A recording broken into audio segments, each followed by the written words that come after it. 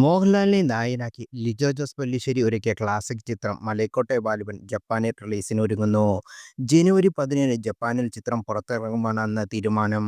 ലിജോ തന്റെ ഫേസ്ബുക്കിലൂടെയാണ് ഇക്കാര്യം അറിയിച്ചത്.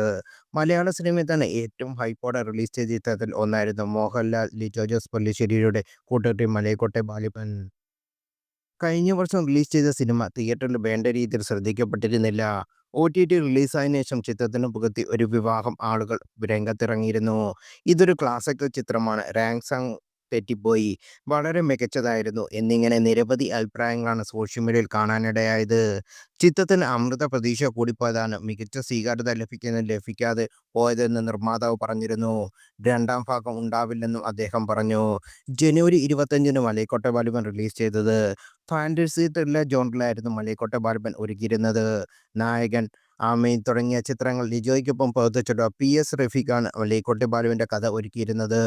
ബംഗാളി നടി കഥാനന്ദി, സനാലി കുർക്കണ്ണി, ഹരീഷ് പേരടി, മണികണ്ഠൻ രാജൻ, രാജീവ് പിള്ളൈ, ഡാനിഷ് സൈത, ഹരിപ്രശാന്ത് വർമ്മ, സുചിത്ര നായർ, മനോജ് മോഹനസ് തുടങ്ങിയവരായിരുന്നു പ്രധാന കഥാപാത്രമായി എത്തിയത്.